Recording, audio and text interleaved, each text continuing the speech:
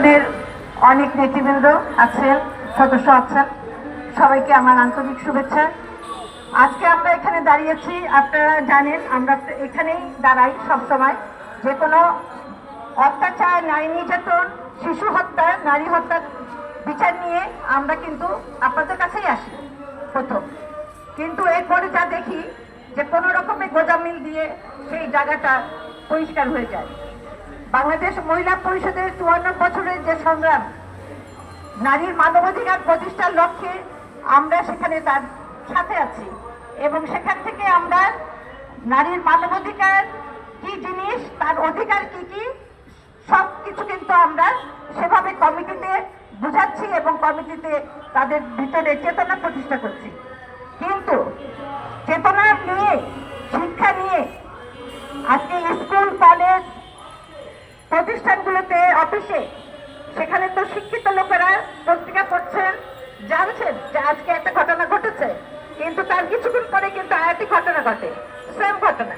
তাহলে আমরা কাদের কাছে আমরা নির্ভর করব? আমাদের একদিন চলে গেছে যাদেরকে আমরা সামনের জগতে, সামনের দিনে তাদেরকে আমরা প্রতিষ্ঠিত করতে চাই, নারী পুরুষের সমতা আনতে চাই, ছেলে মেয়ের মধ্যে বিভেদ সৃষ্টি করতে চাই না, যেটা আমাদের সংগঠন করে না এবং সংগঠনের আদর্শ এইটাই। এবং সেই জায়গা থেকে কিন্তু আমরা লড়াই করছি, আমরা নারীর স্বাধীনতার সম্পর্কে লড়াই করছি, নারীর বিরুদ্ধে যত অনাচার সব লড়াই করছি, কিন্তু একটা শ্রেণীর জন্য সেটা হচ্ছে না। আজকে আমরা দেখি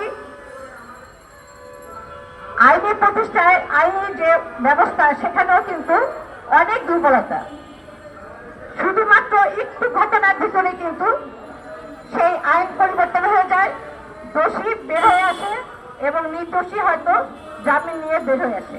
মানে কোনো রকমে যেনতন করে একটি মৃত্যু বা একটি ঘটনা ধামাচাপা দেওয়া যায় আইনের মধ্যে দিয়ে।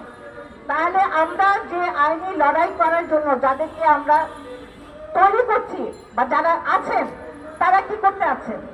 তারা দেশেরটা খাচ্ছেন, দেশেরটা করছেন, দেশের অর্থনৈতিক অবস্থার মধ্যে দিয়ে, খারাপ অবস্থার মধ্যে দিয়ে তারা আইনি পাস করছেন, তারা কোর্টে বসছেন, তারা সবকিছু করছেন। কিন্তু ওই ফাঁক ফোকটগুলো কিন্তু তাদেরই বন্ধ করা উচিত, কারণ সব সহস্তে যেখানে অপরাধীকে ধরা হয়, সেই অপরাধী কিভাবে জেল থেকে ছাড়া পেয়ে যায়, এই বিষয়গুলো কিন্তু আমাদের ভাবতে হবে। এই বিষয় নিয়ে আমাদের অনেক প্রতিবাদ সভা করছি, আমরা নিজেরা তাদের বিরুদ্ধে আইনি